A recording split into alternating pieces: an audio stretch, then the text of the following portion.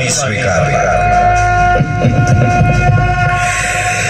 जा बाळ जा, घरी जा आणि लक्षात ठेव, आपलं काम जीवाला वाचवायचं, त्यांना मारायचं नाही. अरे तुझ्या अंतरात्म्यात आहोत आम्ही, तुला हरू देणार नाही. या कलियुगात तुला एकटं सोडणार नाही. आणि जी झुंज खेळतोयस मनाशी, त्यात तुला कायम मार्ग दाखवू आम्ही. भिऊ नकोस, मी तुझ्या पाठीशी आहे.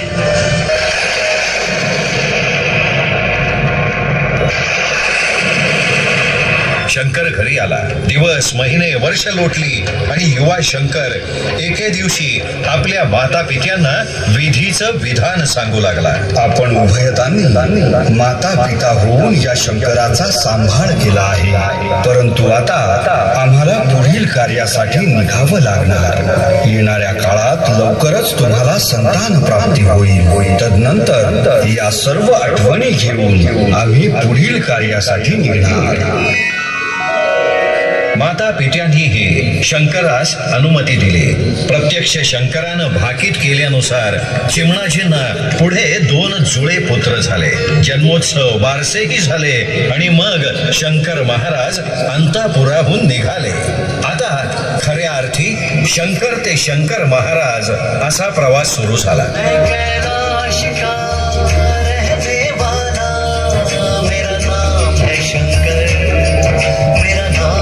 शंकर, मेरा नाम है शंकर, मेरा नाम है शंकर.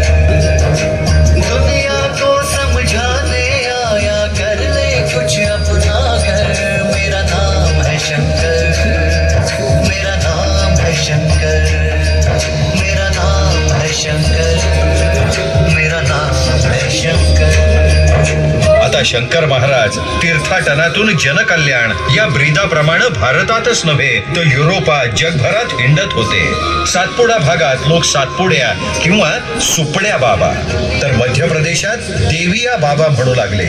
युरोपात शंकर महाराजांना जॉन साहेब म्हणून ओळखू लागले, तर यवन अर्थात मुस्लिम बांधव रहीम बाबा म्हणू लागले. मद्रासकडे गुरुदेव, अरबस्थानात नूर अहमद, आफ्रिकेत टोंबो, मध्य प्रांतात लहरी बाबा अशा नावांनी शंकर महाराज ओळखले जात. अतर्क्य अशा लीला दाखवत शंकर महाराज महाराष्ट्रात प्रथम अक्कलकोट स्वामींच्या दर्शनासाठी पौर्णिमेस प्रज्ञापूर नगराला आले.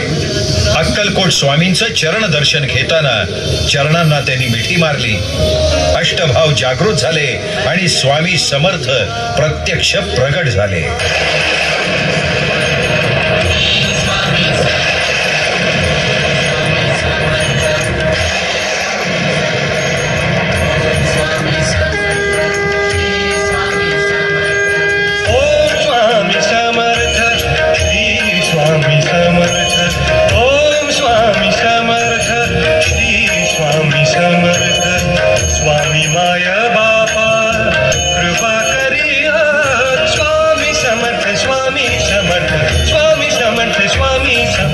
मुश्किल का हल निकलेगा.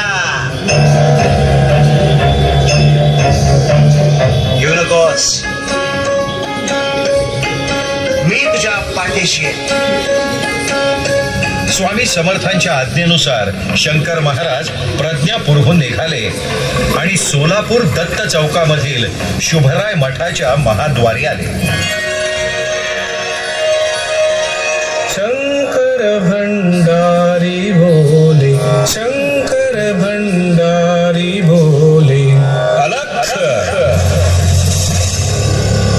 अलब्धलाग दत्त दिगंबर शिवहर शंकर, चरणधुईने पावन परिसर. यावे यावे आसन ग्रहण करावे. रविवारी धनुर्मास करण्याची इच्छा होती. आपली अनुमती असेल तर अवश्य करा.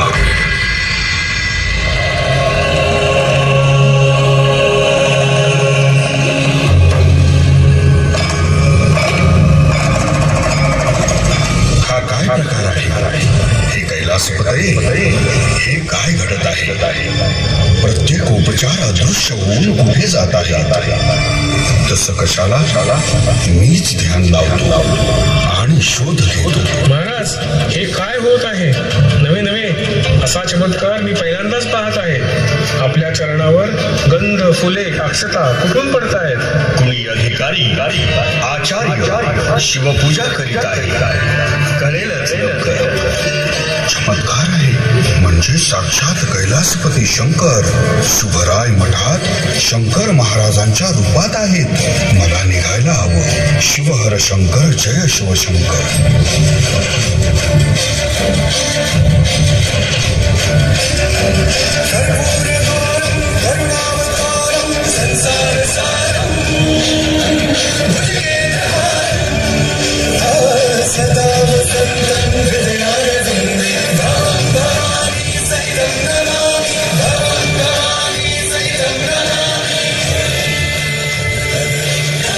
जनार्दन बुवा, आता आम्ही निघणार. काही दिवस त्र्यंबकेश्वरास आणि मग पुण्यास. असं म्हणत महाराज त्र्यंबकेश्वराला निघाले. तिथे विविध चमत्कार दाखवून महाराज पुण्यात आले. तिथे खूप मोठ्या प्रमाणावर भक्तगण जमू लागले होते. एकदा लष्कर भागात अर्थात पुणे कॅम्प परिसरात हजरत बाबाजान या अधिकारी यवन महिलेची शंकर महाराजांशी भेट झाली. जगभरात तीर्थाटन केलेल्या शंकर महाराजांना अगणित भक्त भाविकांचा प्रतिसाद लाभत होता. 1935 सालची गोष्ट असावी. प्राध्यापक भालचंद्र देव शंकर महाराजांच्या भेटीला आले.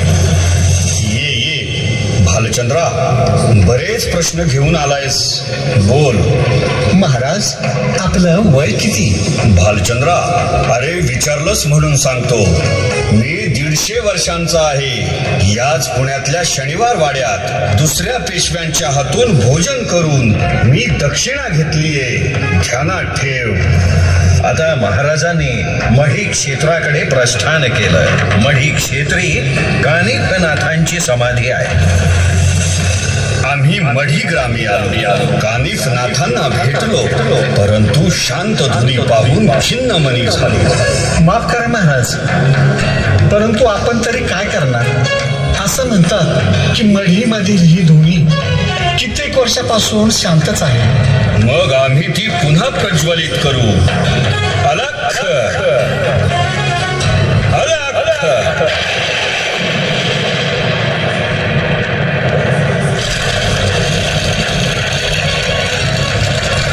चमत्कार महाराज, आपण धन्य आहात. अहो, आपण अलख म्हणतात, धुनी पुन्हा पेटली की हो? धुनी पेटवत ठेवण्याची प्रथा जतन करावयास हवी. ज्या चांगल्या प्रथा आहेत त्या सुरू ठेवल्याच पाहिजेत. धुनी अखंड प्रज्वलित हवी, ज्यातून दिशाहीनांना भक्तिमार्ग सापडेल, तिमिर नष्ट होईल, अंधार नष्ट होऊन ज्ञानाचा मार्ग सुलभ होईल. अशा प्रकारे एक एक चमत्कार घडवत अतर्क्य लीला दाखवत शंकर महाराज मुक्त संचार करत फिरत होते. जिथे जिथे जात होते तिथे भक्त कल्याण करत लक्षावधी भक्तांचा गोतावळा निर्माण करत होते. आता मात्र शंकर महाराज पुण्यात आले होते. सभोवताली भक्तही होते. आज मालकांची आठवण होतीये. जंगलातील हरणाच्या त्या प्रसंगानंतर खूप वेळा ते कोण होते हा प्रश्न आम्हाला कायम पडत होता, परंतु याचे उत्तर मात्र मिळत नव्हते. मनुष्य अवतारात प्रारब्धाप्रमाणे कामही करत होतो. जणू आयुष्याची जगण्याची सर्कस सुरू असताना कधी सर्कशीत नाटक तमाशात पडदे ओढत होतो. यातूनच कधी बालगंधर्वांसारखे सद्भक्त लाभले, तर कधी जगाने आम्हाला अपराधी ठरवले. त्याच तमाशातील प्रसंग जिथं स्वामी समर्थांची कधीही न विसरण्यासारखी अविस्मरणीय भेट घडली. शंकर दगडूसाळी या तमासगीराच्या गुरुच्या तमाशात सोंगाड्याचं काम आम्ही करत होतो. चिलया बाळाचा वग रंगात आला आणि तमाशातील शिवशंकराचे पात्र करणाऱ्या नटानं आज्ञा केली, मार मार मार त्या चिलयाला आणि उडव त्याचं मस्तक. अरे तलवार देवा, तू सांगितलंस म्हणून मी त्याला मारलं.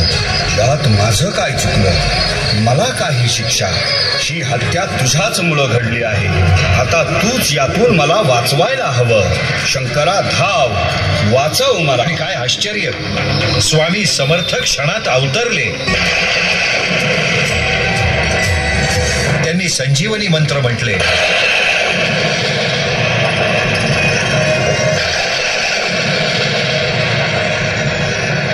मग काय, मुलाचं मुंडकं शीर जोडलं गेलं. शिष्याच्या कठीण प्रसंगी सद्गुरूंनी धाव घेतली. मुलगा उठून बसला. टाळ्यांचा कडकडाट झाला. बाळ, हृदय साफ असेल तर प्रत्येक गुन्हा माफ होतो. हिशोब तुझ्या कमाईचा नाही तर कर्माचा होतो. ओम स्वामी समर्थ, श्री स्वामी समर्थ, स्वामी माय बापा कृपा करी आता. स्वामी समर्थ, स्वामी समर्थ, स्वामी समर्थ, स्वामी समर्थ. ओम स्वामी समर्थ, श्री स्वामी समर्थ. आज मालकांची आठवण होतीये. महाराज, आपण तर अवघ्या त्रैलोक्याचे मालक, मग आपणास कुणाचे स्मरण होत आहे? मालक, माझी माय माऊली, माझी गुरु माऊली, अक्कलकोटची सद्गुरू स्वामी माऊली. अरे, अक्कलकोट स्वामींच्या सहवासात असताना स्वामी मला फार जपायचे. त्याच गुरु माऊलीनं अंगावरचं दूध मला पाजलंय. त्यामुळंच स्वामी समर्थच माझी आई आहेत. साधना, आत्मविद्या त्यांनीच मला शिकवली आहे. महाराज, अहो आपणास त्रास होतोय तेव्हा सिगारेट. अरे, या सिगारेटच्या धुराबरोबर आम्ही त्रैलोक्य हिंडून येतो. काय कळालं? इथं या पद्मावतीच्या समीप अरण्यात प्रसन्न वाटतंय. आणि मला सांग, मालपाणी आला का? होय महाराज, नमस्कार करतो. काय आज्ञा आहे? काय मालपाणी, ही जागा तुझीच ना? महाराज, आपण साक्षात शंकर, अहो कैलासासह तिन्ही लोकेचे मालक. इथं मी माझं काय बोलू? मी काय सांगतो ते नीट ऐक मालपाणी. येणार आहे इथं मी. ही जागा मला हवी. वर्षभरात येणार. पण तू हो म्हणालास, वचन दिलं तर. महाराज, स्वर्ग, मृत्यू, पाताळ तिन्ही तुमचेच. या जागेचे काय? दिलं वचन, कधीही या. असं म्हणत मालपाणी यांनी ती जागा महाराजांना दिली. आणि हीच ती पवित्र जागा जी महाराजांनी समाधीसाठी निवडली. हे 1946 साल होतं. महाराज उभे राहिले आणि झपाझप चालत मालपाणी यांच्या शेतात थांबले. मी इथं समाधी घेणार. दिवस वैशाख शुद्ध अष्टमी, शके 1869, वार सोमवार. शंकर महाराजांनी आपल्या समाधीचा दिवस निश्चित केला आणि पुण्यातील धनकवडी भागात सातारा रोडवरच समाधी स्थान निश्चित केलं. 1947 सालात समाधीची योजना केली. वर्षभराच्या कालखंडात सर्व भक्तगणांना उपदेश केले. मंत्र तंत्र सिद्धीच्या मागे धावू नका, मनात शुद्ध श्रद्धा ठेवा असं म्हणत भक्तांना 10 वचनं सांगितली. लेखणी माझ्या हातात, अशक्य ते मलाच शक्य. इच्छा माझीच केवळ. Time is the factor. आमच्या पुढं कुठलं सरकार? पंखे मी वायूच्या सहज गतीने जात असे. कैरी कैरी पत्ते की अंदर छुपेगी कितना दिन, बाजार में एक दिन जरूर आएगा. दीप जले पहले, फिर जले परवाना. पहले जलना सीख ले, फिर दूसरे को जला. रंग जाने रंगारी, भड़वा क्या जाने पिंजारी. जिसका बंदर हो वही नचाए. आमच्या समाधीस 3 महिने बाकी आहे. दिवस झपाझप पुढे सरकत होते. समस्त त्रिभुवनात भ्रमण करणारे शंकर महाराज त्यांनी आता हिंडणं बंद केलं होतं. समाधी काळात महाराज ढेकणे मामांच्या घरी थांबले होते.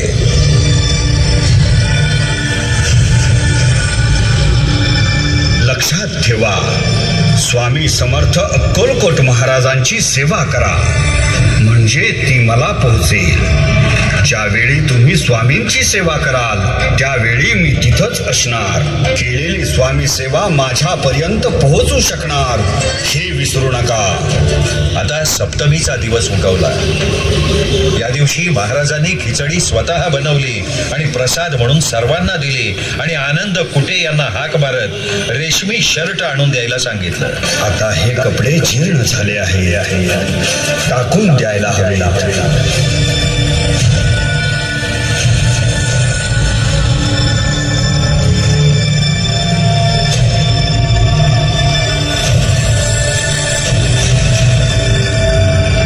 मला कुणाशी बोलायचे नाही आणि कुणाला भेटायचे नाही.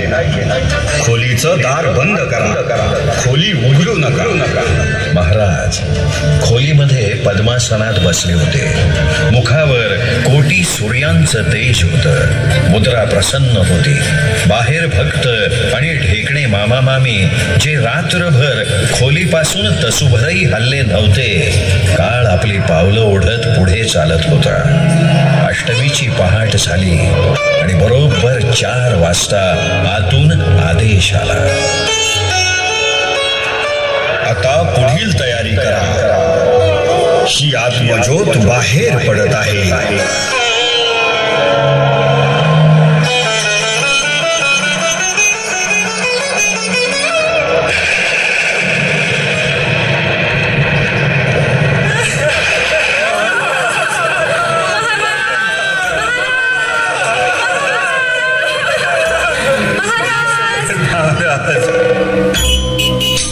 शके 1869 वैशाख शुक्ल अष्टमी वार सोमवार सन 1947 दिनांक 19 मे.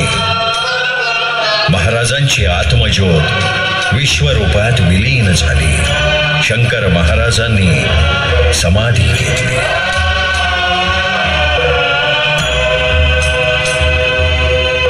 पृथ्वीचा जेव्हा अंत होईल तेव्हा मी माझ्या निष्ठावंत भक्तांना मांडीवर घेईन.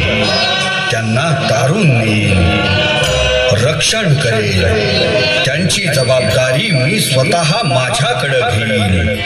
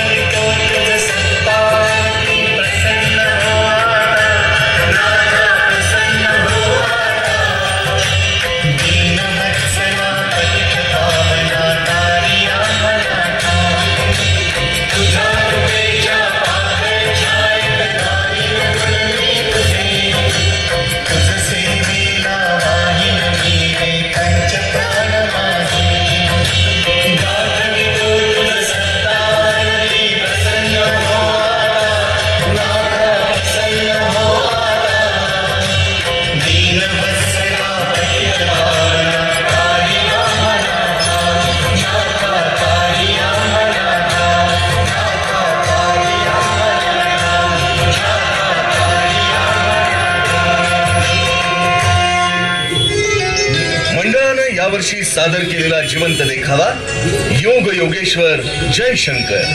मंडळाचे संस्थापक श्री विकी पंढरीनाथ चौधरी, मंडळाचे अध्यक्ष अखिलेश पांडे, उपाध्यक्ष अमोल